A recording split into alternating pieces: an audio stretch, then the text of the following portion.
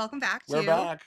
Thanks for Cooking. Thanks for cooking. Um, Always housekeeping first. Make sure you like, subscribe, hit all the buttons down below, share this with your friends, leave a comment, do all those good things wherever you're watching this, whatever platform you're on, because it always helps us out. we can't hype it up yet, though, right? No, you can't hype it. I did We did learn talk you about have to that. have 500 subscribers on YouTube to access the hype. So if you're Subscribe. not following us on YouTube, make sure you're subscribed and make sure you share it with all your friends. Get us to 500 followers. That'd be great. That would be great. But yeah, welcome back to Thanks for Cooking. How has the week been? Long. Yeah, I'm like, wait, today is Sunday. Like you said this morning, you're like, what day is it? Like, actually. Right. Today is Sunday. Today is Sunday. I feel like the summer days go by so quickly. Yes. And sometimes I feel like these weeks drag. This has been one of the longest weekends for me. And I think that, like, I was thinking about this morning. I'm like, I feel like I had a conversation with somebody on Friday to revisit on Monday. And I'm like, it has been 6 business weeks since I've had that conversation. This week just seemed so long. I don't know why. And then this weekend was filled with basketball. Oh my gosh. We never thought we'd be sports parents. I don't know how we ended up with like the sporty child. But Friday night was a game. And we decided that we are not taking our daughter to the games. We took her last Saturday, was it? Last Saturday to the practice, She yeah. acted a damn... It was a game. That was his first game. Oh, she acted a damn fool. She doesn't know how to behave I had in to take public. her out before the fourth quarter. Yeah. And there's 7-minute quarters, so like it's not long, right? It's about a 45-minute game. And she doesn't altogether. have to stay in one spot, so I don't know what the issue was. We give her a phone to watch, like we give her a thing, but it's like we literally she's awful. She's just completely awful lately. We had literally just come from getting her breakfast, and she's screaming in the gym full of people, crying that she's starving and that we never feed her. Tears streaming, and she says, "You never feed me in front of all of these parents." Absolutely unbelievable. So she's banned from basketball until further notice. So Dad took him on Friday night. Yep. Jason made me laugh. He's like, Daddy really got into it. He was screaming. I really I had promised myself, I said, I'm not going to be like, I'm not aggressive, right? I'm not being mean. I'm being encouraging, right? Yeah. I'm sort of like, hey, like there are certain things and, you know, there are skills that these kids they're going to learn over time, but it's just a matter of doing it. And I think that, you know, I don't want to be silent on the bench. I don't want to be there being, you know, not doing anything. I feel like everyone really gets into it, which is kind of cool. Yeah. I was like, everyone else was kind of doing it. So I felt a little bit more comfortable. You know, I think there was one moment where I almost gave a "what the fuck are you doing," because there was just some weird like kid fuckery going on where they were all like clumped together but in the wrong direction, and I was like a "what are you doing" type of. Well, I told you. So I went Saturday. He had 2 games back to back, pretty much, and the first team that they played, I was waiting for the coach to f-bomb. Like he was close. Like he was screaming. He was basically calling the kids idiots. It was probably his own kid, the one that he was really going towards. Probably. It was probably his own kid. But he was getting so aggressive. And our coach is not anything like that. They're way more laid back. Yes. Way more mellow. Very. Jason was like, oh, our coaches are nice. And I was like, they are. Because he was like, he noticed that as well about some of the other coaches are way more. And I was like, there needs to be like a healthy balance. Sure. Like, it's so weird because we know how Jason is, like even just sitting on the couch, you know, he's not paying attention. Right. Screaming at the kids during the game, they're not fucking paying attention. They are so in it. They literally lose focus in the time it takes them to get from one end of the court to the other. Like they'll get a rebound and then they get down to the other side of the court and their hands are all down. They all just stand around like they completely forget that they're playing a game of basketball. It's cute. It is cute. It's a little aggravating, but it's cute. Well, it's funny because like we started talking about team sports and like kids sports and what the expectation should be versus what it is. And I just thought it was a cool podcast topic is like we stumble upon this so many times where like we have this expectation of what something should be and then the reality is like so different. Oh yeah. And I feel like with basketball, like I get they're kids. It's for fun. It's not a serious league in any capacity. But I feel that our expectations of what it is not what it is. Yeah. With Jason being there, we're like, you're on the team. You're not missing a thing. He only missed 1 practice. That's because we had a commitment. The schedule was never coming out. Like that was different. Oh yeah. Like the schedule has not been coming out. I think that's like one of the main things. The initial expectation versus reality is he had his little like tryout sort of like they figure out where their skill level is. And it was up until the week of practices that were supposed to start We then found out like what team he was on, when his schedule, like just the first practice, and then it was almost day by day at that point. They were They dropping new weren't dates. they weren't rolling out the schedule, and it didn't happen until, I guess it wasn't until the break for the holiday that we finally got like all their game schedule put in, and it was just unbelievable that they weren't doing it. Like people are busy. Like this is December and The January, busiest time. and you're not dropping these schedules. And then they also do it. It's like Friday night, and then they have 2 games on Saturdays.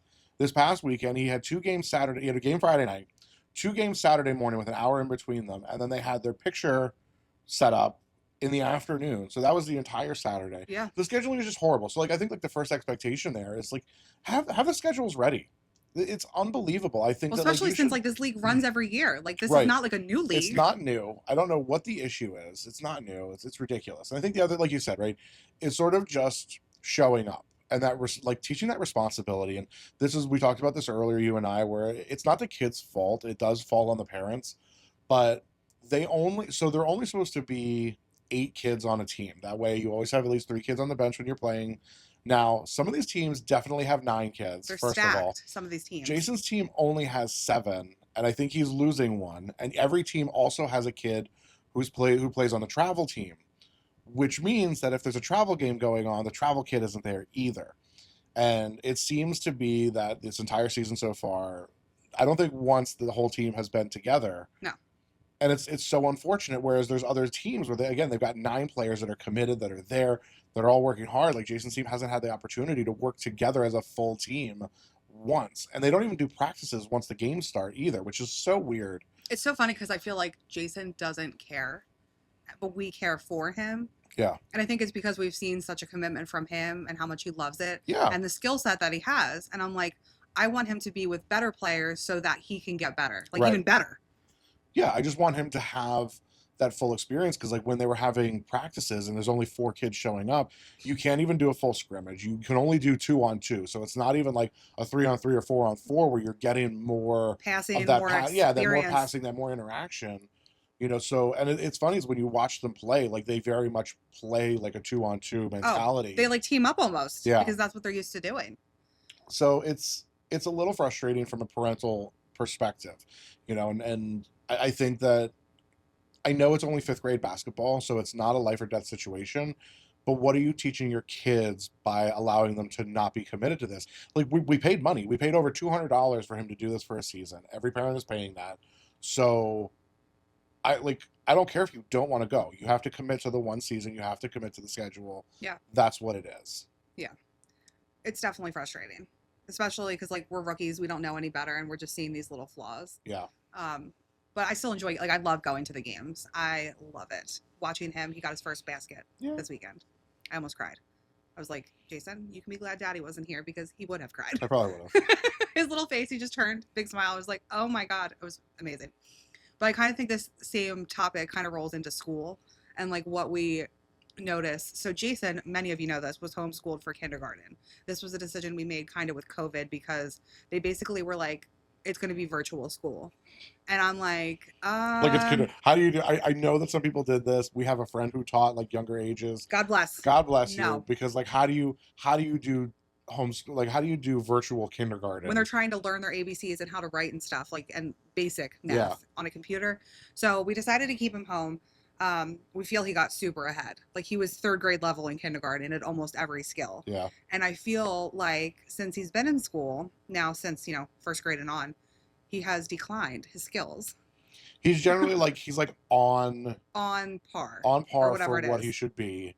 And, there's between like that part of it, because I think we had him tested for the gifted program. We did. And he was declined. And he was declined. He was apparently just under that bar, which, okay, fine, whatever. But then, as we struggle with his IEP instructor and his teachers and him just sort of organizing himself, there's always just that, like, I get the emails and the phone calls and the notices and this, that, and the other. And I'm like, can you just do your job? Like, I don't know Like, you have a kid who forgets everything. He can't even put his socks on the right way in the morning. So, like, I am responsible for getting him dressed and to school. That is my expectation, is get him dressed, feed him breakfast, and send him to school. Don't call me later and say he didn't bring his homework home, because that's your problem. Right. Your job as the IEP instructor, as the teachers, are to say, do you have your homework? Like, it's not even like it's a new problem, and it's not even like it's a problem. Like, we have had conferences about this, we have had phone calls about this, and every time it says, like, you guys are the ones responsible for him while he's at school. And I want teachers to weigh in on this, because I get it, I know you have a lot of students, but he has an IEP instructor. So what does that mean? What should it be? Because to me, that means almost constant attention. Yeah. Because that's what he needs. He needs to be reminded of every little thing. And I know that sometimes like, we are the same, where we're like, is he just being lazy, or can he really not remember? Sure. But sometimes you see that look in his eyes and you're like, no, like, he really can't fucking remember it. Yeah. And you're like, oh my God, like, they're not helping him enough. And it's frustrating. Because I feel like in school, there's so many more opportunities for them to help, for the teachers to help Jason develop systems that help him get organized and remember. Yeah. I can only do so much at home. I can only do so much here, because I've dealt with that myself. I have my own systems. I have Yep. my calendars. I have my checklists. I have the things that I do to help keep myself in order. And I can do that here with him in the morning. It's like, hey, get up, get dressed. Did you comb your hair? Did you brush your teeth? Did you take your medicine? Did you do this, that, and the other? And I can do that and help him set those patterns. But when it comes to school, I can't do that. Yeah. I tried to do it and it failed, because, again, I'm not there to enforce it. And I think that the teachers really just baby these kids, honestly. I mean, I had a meeting with his teachers before the break, with the vice principal and is it an IEP teacher or Yeah. special needs teacher? I don't know, whatever you call her.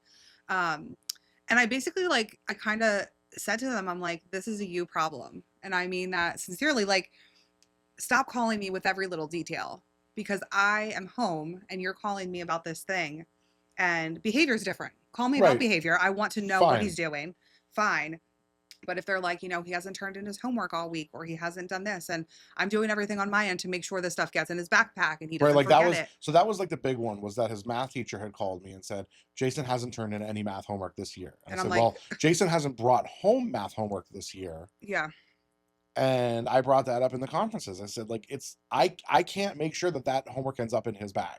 And I also, like, he could come home and he could tell me, hey, I don't have homework. I don't know. I look at his stuff, like, it's not marked homework. He has an assignment book, but you're also not checking to make sure that he filled out the assignment book. Like, I don't care if you have to send me an email that says, hey, here's what the homework is today.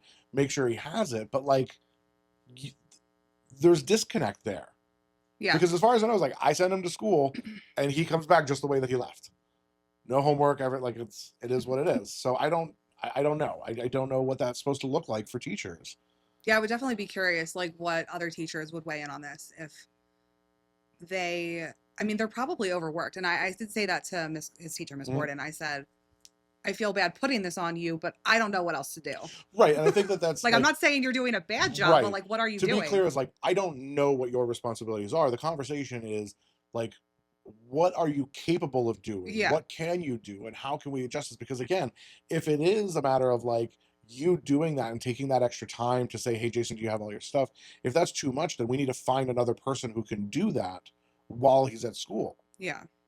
Or maybe the school needs to hire another IEP teacher. I don't know. Like, I think they're understaffed with help like that, like, I think extra so. hands. I think that there's it's all that, like, teacher shortage. And I mean, I had brought up about getting him an aide, because we were at the point where it's like, you need someone to follow you, because we need you to have your stuff. And he was very adamant, no. But when I brought it up to the teachers both times, they kind of, like, steered away from it. And I'm like, they probably don't even have aides. Like, well, that. yeah, no, I mean, I think we'd have to literally hire somebody on our own to send to the school. But I mean, the same goes for discipline at the school. It's like, they'll call and be like, so he did this thing. And I'm like, okay, well, like, he doesn't go to recess for the rest of the week. And they're like, well, I mean, we took away like 10 minutes at the beginning of recess. And I'm like, yeah, that did nothing. Right. Like, that did nothing. No, I mean, and again, with him especially, it's like, he's already forgotten why he was in trouble. Yeah. I want more lasting, more like. It's so tough with him, because, again, like, we don't let him go play in the neighborhood in the front anymore. He has to play in our back courtyard, where we can see him, because he's done things like knock on random people's doors, not ding dong ditching, like, he's like selling Pokemon cards or whatever, talking to neighbors, weird stuff, just like talking to people, giving out personal information, all this kind of, like, chaos. And so we had banned him from the front. But like, if you asked him why he wasn't allowed out You there, would have no clue. he would have no idea. None. Yeah. That's just crazy. It is. But I feel like this keeps rolling into every aspect of our life. The same idea of like what we expect to be the thing, and then it's like so different. Yeah. So we had something that happened this past week. We've been working with many different businesses on social media stuff. And one that we were working with, we decided to take a step back, honestly, just in general from our business idea of social media management. It gets to be, I feel like we really sold ourselves short in the beginning with how much we were charging for Yeah. the type of effort we were putting in. But we were just happy to do it, and very much in the space of like, it's really not that difficult. Like Right. it is work, but like it's easy to post pictures, stories, reels, everything. And we've worked with a couple of businesses so far. But this last one, we were like going to keep on until we were kind of like, let's really just focus on our pages this year. Yeah. Because like my page is pretty busy, yours is pretty busy. We're all over the place, and it's like we don't have the time to commit to a business. Yeah. That's not ours. Well, and especially when like what we are being paid per month is is less than what either one of us will make on a single reel For our own for page. our own page. And again, we did that to ourselves. Sure. Which again, Understandable. that's our own fault. But when you really start to put the value behind the time it takes to do that job, going out and filming, editing, captions, stories, keeping up on the page, comments, it is a full-time job. Yeah. And I really think even running one page is a full-time job. Like it's a lot. Yeah. I don't think we underestimated it, but it's kind of like we take so much pride in like how we do it that it does become like, I mean, at least 20 hours a week you're like putting into doing it. Oh yeah, it's a lot more time than people think. Yeah. So we ended up wanting to take a step back, and I honestly thought that was like the mature adult decision, because I'm like, we can't give the effort because we're busy. Yep. And it's the beginning of the year. The business is closed anyway that we were doing social media for. So they were closed for like 10 days when Yeah. we gave our notice that we were going to be done. And we're met with such anger, I would say. I don't know how Oh else to yeah. say it. This person was very mad at us. And I am just like, They wasted their time on me, and like, this is how you run your business.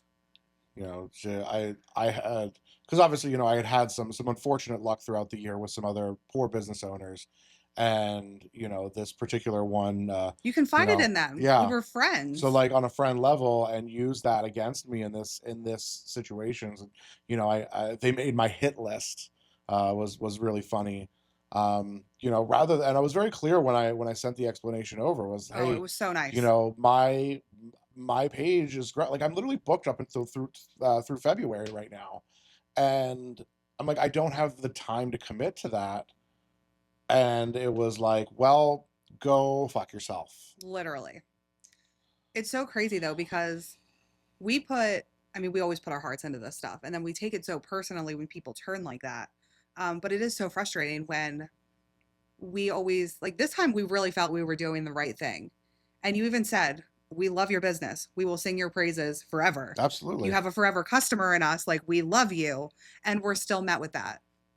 And I'm just like, I'm dumbfounded, honestly.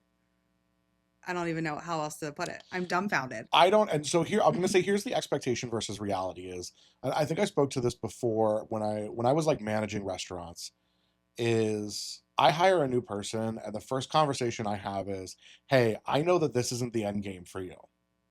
This is an opportunity to build and grow. And I did. I was building and I was growing and I was looking at different options as I was doing this and making this connection, and it was great.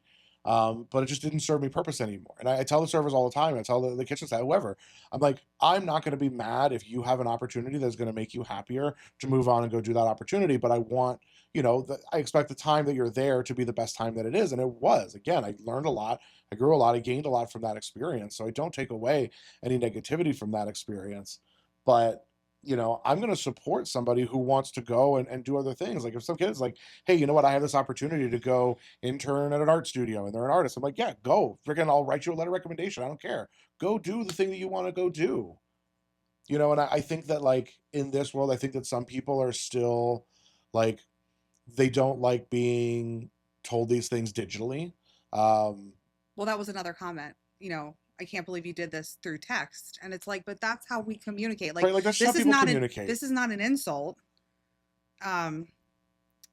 Yeah, I just feel like she took it very personally, and it really wasn't. And it Yeah. wasn't an attack on her or anything. And who knows? Maybe she'll come around and Maybe. apologize. Who knows? But I'm not gonna hold my breath. I don't understand. And it's not the first time that I have had a business owner that has lashed out at me for leaving. No. I mean, I think back to freaking Roman Delight. What's his face? Oh, yeah, he was You mad know, too. when I left because, and I mean that was just such a toxic work environment anyway, and that was awful. I had when I got fired from the bowling alley during COVID. Again, they just it's oh my god, I was making sure that my family was taken care of. How dare I'm fired. Well, I think the thing that's so frustrating for both of us is I do feel like, I mean, you specifically, I feel like you, when we dated before, you were, I don't want to like paint you as like a bad person, but you would say about yourself, Oh, like I was a horrible human being a back different then. type of person that if they said this shit about you, then you'd be like, yeah, that's pretty much accurate. Yeah, totally checks out. I feel like you've grown so much as a manager, leader, business partner, person that I am just like always dumbfounded when people will still act this way towards you when you didn't do anything. Like, Always the bridesmaid, never the bride. Always the villain, never the hero.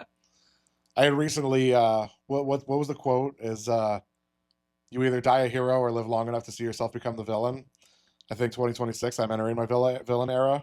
I really want you to. Because you know what? If people are going to paint me like a villain, I want to give them a reason to do it. I'm very close to start. Like, I want to call out all the businesses that are rude and nasty to me when I send them a pitch to work with them. Cough, Curiosity Donuts. Or, just like, I think that there's just like horrible business owners out there that have no business being, doing this stuff. Cough, Puck, Grapevine Tap House. I never hear anything Sips about them and anymore. berries and just like all these horrible people. Stop! You're gonna get a cease and desist. I might get a cease and desist. Fucking hope so. Give me another one. I don't care. We didn't say the name. Whatever. I am always so torn. You and we are all the time like, nope, we're gonna be the bigger person, and then you see fog water, and you're like, I'm not gonna be the bigger person. I can't. Ask us about fog water, but just send it in a DM. Yeah. Fog water. Oh my god. I can't. I just feel like you always joke that we expect too much from people. You're like, our expectations are too fucking high. I have always, and it's, I know that like, I don't like to say this because I feel like it just downplays everything, but like, I know that part of it is me because I set high expectations for everything. But this goes back and then you to married like, me. Womp womp. Well, again, so I worked for a complete asshole tyrant, Ted Levitt, when I was managing Chicken Ruths in Annapolis. That's the karma from leaving my father. The most angelic little face. Listen. I know I got what I deserved. You really did. This man is a horrible, racist, bigot human being.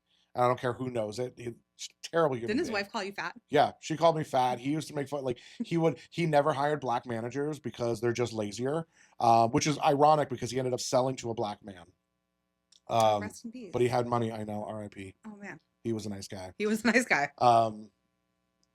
Just to clarify, you're not saying that black people are lazier. No. That was his quote. Yeah. Was that black people are lazy? Where was I going with this? We were talking about expectations. We were talking about how you worked for him and it was horrible. What were we talking about? Setting high expectations. I don't know. You were saying you put it. You said part of it is you. Part of it is me because I do like I set high expectations, both for myself and for the people around me, and I think that like I don't know why I don't know, that just got me riled up, but like I've always set high standards for myself.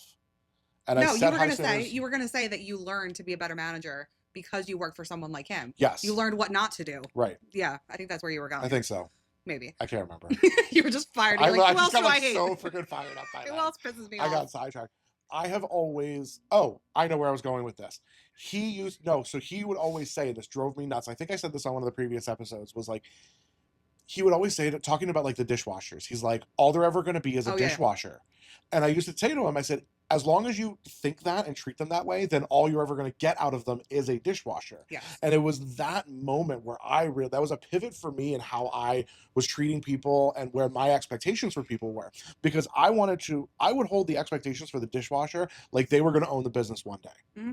That's the level of expectation that I want from everybody from the bottom all the way up. Is like, I don't care if you're washing dishes, you're going to be the best fucking dishwasher on the face And of the you're earth. important. And you're super, super important. Like, you need to understand how important your job is in the entire ecosystem that is the restaurant. Yeah. And whether it's a restaurant or a business or in a retail setting, like, everybody needs to know why their roles are important, and that they have the ability to grow. Like, I don't care how, like, every place, that every place I've worked at, there's always been one or two fuddy-duddy type people.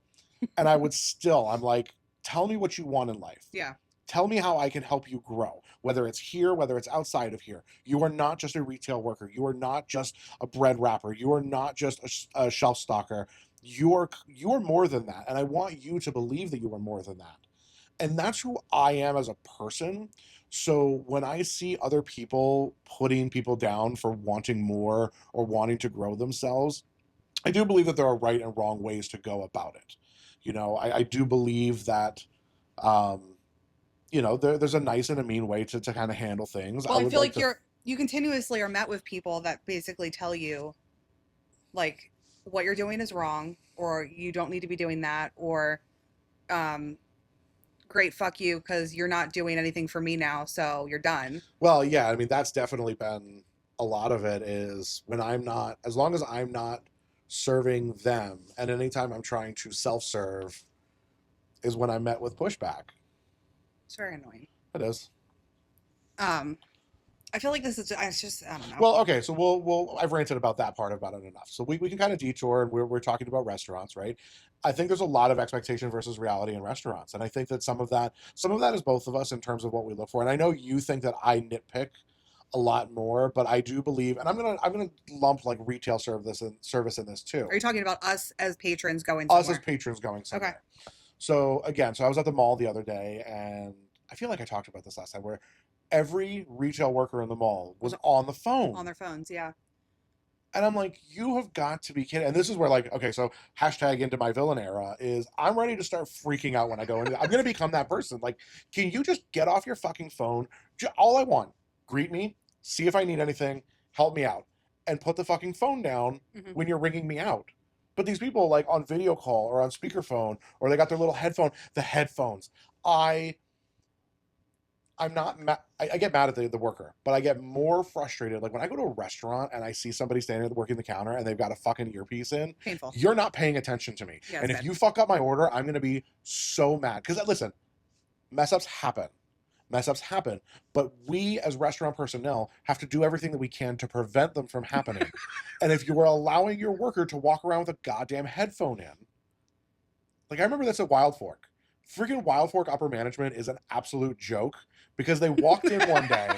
They walked in. The regional director, and there was somebody else, walked right up to an employee who was sitting on a stool with his headphones in, completely ignoring everyone, acknowledged that, but didn't say shit about the headphones, and just walked away. And when I constantly brought up complaints about this kid working there and not pulling his weight and not doing job and not giving good customer service, I was told by the original manager that if I brought it up again, I would be written up for racial profiling.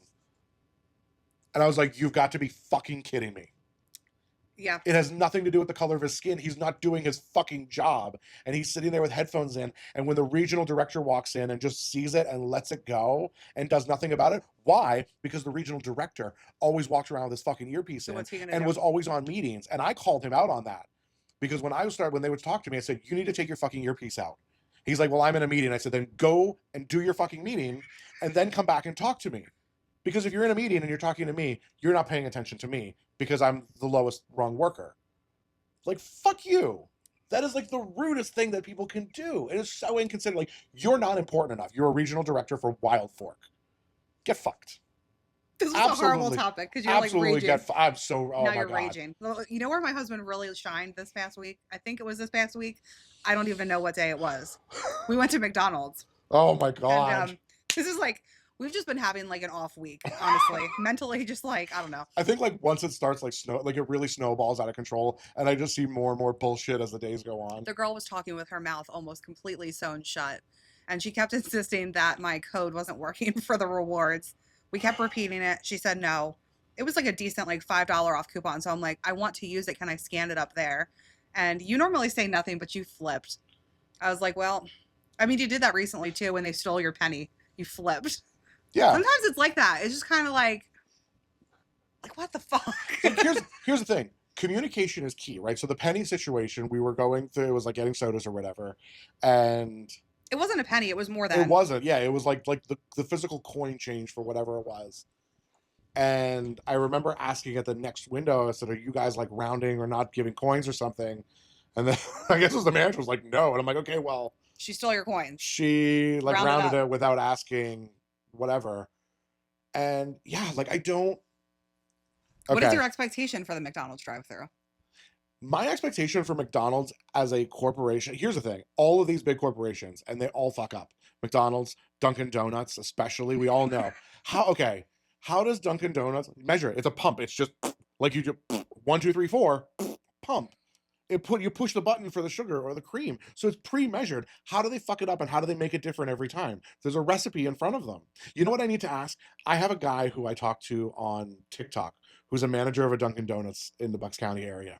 I'm going to ask him. The only thing I could think, the variable that I could think, is that the coffee is getting brewed differently. And you know how that is. Like we had a nice tea maker at Duck Deli, and it's like sometimes it would underbrew or overbrew. And I'm thinking like, what other variable could it be? But here's the thing: this is universally known. Universal phenomenon. Oh, I know. Universally known that Dunkin' Donuts are never, and everyone still goes, never the same, and everybody goes. I think that my expectation, and this goes back to what I said a couple weeks ago, is that like it's a matter of like training. It's not just training; it's the follow through, because they will put these people through the training, but nobody ever checks up and goes, "Hey, are you doing your job?" Right? Mhm. And me filling out that survey on the receipt, you know that nothing is happening from that. You're getting a free quarter pounder, right? They need to get so many of those like complaints for anything to actually make a difference. Yeah. You know, and again, another like drive-through phenomenon is you get the person on the thing where you can't understand them for whatever reason. Where maybe English is not their first language, maybe they're having a hard time talking, but then they're quiet, the most quietest human. But then you get to the next window to pick your food up, and you have somebody who goes, "Hi, thanks for coming in today. I speak very clearly, and I can understand everything that you're doing." You're like, you switch, go over there every time, every drive-through, and ever. Like you say, every time we go, there's like 10 things on this menu. When I say a burger with no pickles or whatever we say, oh, it's like a challenge, and they're like, "What do I do?" It's literally, it's become humorous that like, you know, first of all, if you guys use the McDonald's app, even if you're getting sodas, you get good points for it, and that's what we do. We get a Happy Meal every time I go and I give the number, and I always have to repeat it at least once. At least we get the same order. Now I will say again, like you said, the one McDonald's that we go through, the woman knows us. When I ordered the other day, she was surprised because it was just me and Addie in the car, so she's like, "What? You don't need like 6 Diet Cokes?" Because I wasn't even getting anything. She's the goat. But every time, you know, hey, I want a cheeseburger with ketchup and pickles. What was that again? Cheeseburger with ketchup and pickles. What was that again? And the weird thing is that at that McDonald's, you scan. If I have a rewards, she goes, "Okay, you have a free small cone." And then she says, "Whatever, what else do you want to order?" And she always like acknowledges what the reward is. There was like multiple times where like I had the $1 off Happy Meal reward and they gave us a free Happy Meal because they don't know what they're doing. They'll literally just click something and you're just like, fuck. Yeah, what's on your face? I don't know. What is it? Is it a booger? Oh, you're just like gooping. It was it. Okay. Oh, God, I touched it. Anyway. I thought it was like a tomato seed or something, just like sitting on your chin. No, just as it. Thank you for our viewers. I don't know what's worse. Is the expectation that I don't have that there, and the reality is that I'm disgusting. I think my expectation for these fast food places in general is just. I thought you were looking at my mustache, which probably I also have to think. I was like, why is he looking at me? My expectation is that you don't have a mustache. It's like the bare minimum. Is that my wife doesn't have a bigger mustache than I do. I don't think that's too much to ask. Anyway, so McDonald's. I think I just like. They no longer strive for excellence. But again, is that a me thing? But if it's not a me thing, then everyone is settling for mediocrity. And then that's where I get sad. I think it's that. Everyone's settling for mediocrity? Yeah. I do believe so. I think that is a trend across the board because people, I see this, it's like, oh, well, you know, the joke is, well, you know, the Gen Zers or millennials or whoever, like, they don't want to work as hard, so we're going to accommodate them, and we're going to do this, and we're going to do that. But, like, if the job is what the job is and they don't want to do the job, then don't do the job. Modify the business, not the position. Agreed. If I only have 2 servers, then I'm only going to open up 2 sections. I'm not going to put a brand new server on the floor who doesn't know what they're doing. I'm not going to give a server 10 extra tables that they can't handle and give poor service. Yeah. I would rather hold a line at the door and turn people away and say, I don't have the staff to serve all of you, Mhm. and serve the people that I can to the best of our ability every single time. Nobody does that. No. But I agree. I agree for sure. I feel like our expectations are always high, but I also feel like we understand. So sometimes we're like, okay, like it's whatever. I think the thing with McDonald's is like they don't pay enough, and they really should, because I feel like McDonald's, would you say, is maybe the biggest company in the entire world?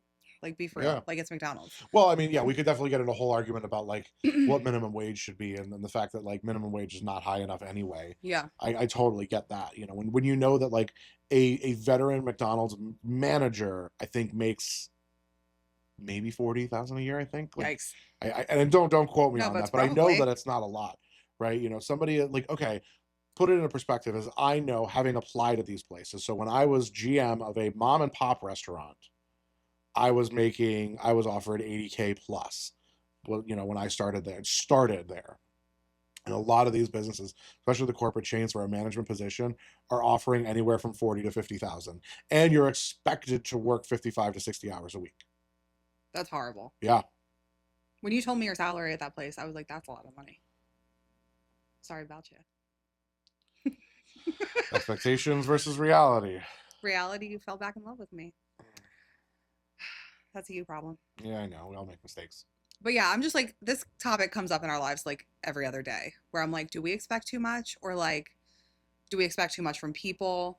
Do we form, you know, I don't know. Do we just, we always want to see the best in people. I think that's like a main issue with us. Yeah. Um, Because I think, like, for me, achieving excellence in some of these situations is easy. Mhm. It's literally just a matter of like giving a fuck. And again, I understand that the person working the drive-thru at McDonald's, like, I hope I hope that they don't that's give a not their. fuck. I hope that no, I hope that that's not their end. Like, that's not their end goal, right? Whether they're just providing for their family or just trying to save up for a car or whatever, right? You know, you have everything from the kid up to the adult that is working there. It's a job and it's paying them. So for whatever reason, it's paying them. Give a fuck, right? Do you think I wanted to stock frozen shelves in Wild Fork? No. Give a fuck. You think that I want to keep making money for other people? No, but I give a fuck. And I think like that's the distinction. You know, I've been fortunate that I have had some great people that have worked for me. I always think back, when I think back to people that really absorbed this concept, like Erica from the bowling alley, Oh yeah, top tier, she's right? great. She understood that and she took that with her into her future ventures and does the same stuff. You know, and she grew into a great leader, and she holds high expectations for the people that she is with. But, you know, it's a top-down thing. It's like I can't blame the drive-through worker. I blame the company as a whole for Yeah, not setting them up for success. But there is some personal ownership. for sure.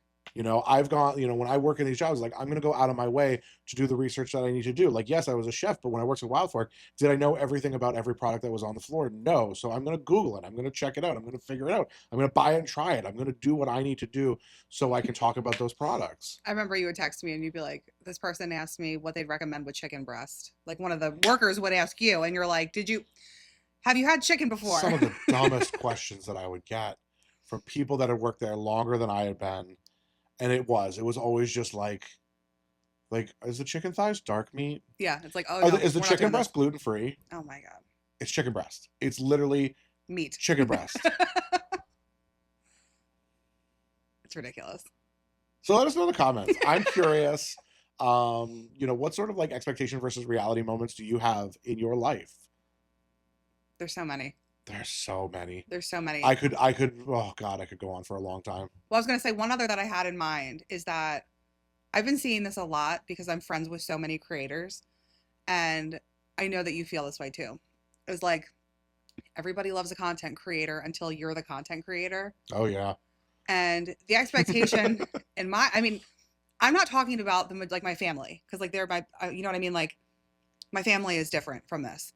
The people that we know in real life, my family, close friends in real life, support us, right? On social media. The expectation would be that if you know us in real life, you would support our ventures on social media. Liking, sharing, subscribing this podcast would be Becky. No, Becky, she's getting better. Becky.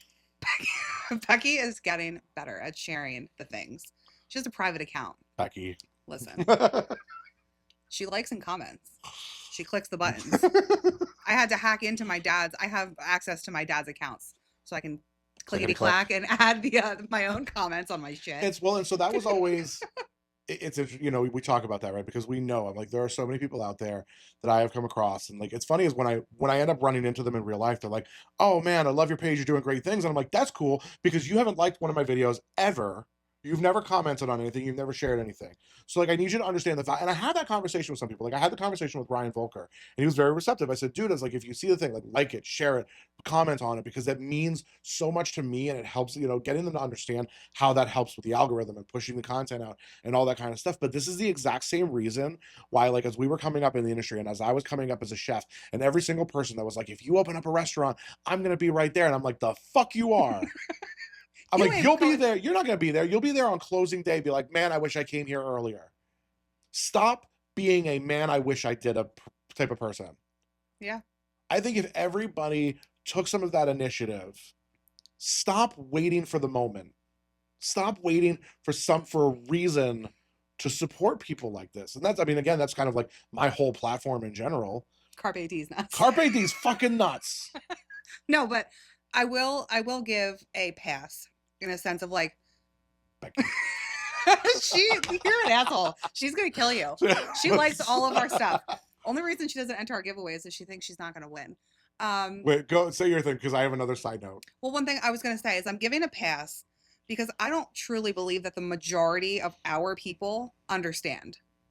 Like, if you share it and it sees like your 200 friends, like, that's huge. Okay, so but that is huge. But I have a follow-up. I have a follow-up question for that, because I believe, and maybe I believe this because I'm in the circle, but like, I believe that it is universally understood now. Like, content creation has been out long enough that people know that, like, it's that whole, like, listen, giving a like and a comment and a share is free. I promise you that Robin Forlano does not know what this means still. Yeah, I'm well aware of that. We have to do it for her. But I believe that that's a universally understood concept. Mostly. But I don't know if that's just because, like, we are in that community now. That's what I'm saying, is that we are in the community, so but we I feel really like understand. so many creators talk about that, right? Like, so many people understand that. I don't know. Real quick, though. One of my 2026 resolutions that I've made to myself, and this kind of ties back to last week, is I'm going to be supportive of my friends to a point. And by that, I mean, I'm not like stalking my page, right? But you're like me. You notice things. Yeah. You notice when certain people aren't engaging, certain people aren't commenting, liking. Yeah. And you're kind of just like, that's so weird because I love your stuff.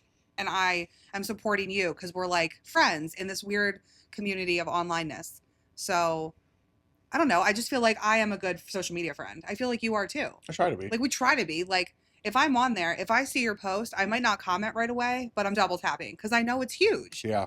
I know how serious it is. Yeah. And especially, like, I know it sounds so dumb, like, oh, it's serious to do that, but like, it makes a difference. It does. You can get paid deals because your page is doing well. So I have two things about that. And I was thinking about this on the way home, right? A message compliment goes a long way. And I think one thing I want to try to do is I want to start complimenting people more, like genuinely complimenting people, because I truly, and maybe I'm wrong, but like, outside of you, my wife, I can't remember the last time that I was genuinely complimented about something. My compliments don't matter. He tells me this daily. You're my wife. You're paid to do this. Everything I say doesn't matter. So number one is I want to compliment more, and I think more people should be genuinely complimenting people. Everyone in my family complimented your Christmas dinner. That was the last time I can remember hearing a compliment. That's true. But I get what you're saying. Right? Yes. Okay. Number two, and I think that this is a hilarious phenomenon between the two of us, is if I post something up that's intriguing or interesting or exciting or something, leave me alone. Not one fucking person leave me alone. Messages me about it. You all message her. Leave me alone. And like, I know that I'm in my villain era, whatever, but like, I feel like I'm approachable. Not one fucking person will message me when I put something up. I mean, you could literally post anything and I'm getting the DM. It's unbelievable. I need you all to know how much that hurts me. You could make food. 100%. You could make food and talk about the food, and they'll message me and they'll go, "How was that food?" Yeah. Well, even like your parents even do that. They do. Your parents will do that. Oh, we saw that thing Nicholas did. Yeah. I'm like, Dad, text him, please. God help. People who have my fucking phone number won't even text me. What? Like, I do not want to be asked about this countdown. Nick, why are you dead inside? I don't know. I do not. This is why. And I'm dead inside because you bother me about it. It's unbelievable. You don't give me a complex. I honestly don't know why. Right? My expectation is that people remember that I exist. The reality is, I think I'm just an extension of you. Oh my God, that's horrible to end this podcast, and I don't agree with that. Thanks for cooking. Womp womp. La la la.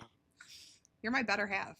I'm My better half, my bigger half. Is that a fat joke? No. You went on a fat joke? You went out on some horrible. I'm an extension of you. I am. I mean, I don't know. I think my parents, they'll always just text me first. Now they're going to text me on purpose. And like now I'm going to know that they're doing it. Well, now if anyone does, you're going to know. I know. So, well, they had their chance. They didn't. You got to take the opportunity when you can. Carpe D's nuts. Carpe D's fucking nuts. I think that's all we have time for today. We can't rile my husband up anymore. Like, we started this already pissed off in the world, and I feel like we just ended more pissed off. I gotta go to bed. He's got to take double gummies tonight. I've riled him. Sponsored by Natural. Actually, I do love the natural gummies are really good. They won't work with me, but they're like, we'll send you gummies. I'm like, that's all I care about. Right, that's all I need. Like, thank you. That's all I need. The best sleep gummy ever. Oh my God, it's so great. All right, so we're gonna go. But thanks for cooking. Make sure to like, subscribe, do all those things. The things that we just talked about that people don't do. Do all of those things on all the platforms. Make sure you check our little snippets throughout the week on Instagram and Facebook and wherever else as well. Check them out, like them, comment on them, interact with them, share them with your friends, share them with your family, share them with your dog. I don't care. Just share them, please. I'm begging now. I'm begging. Have mercy. Have mercy. Thanks for cooking. Thanks for cooking.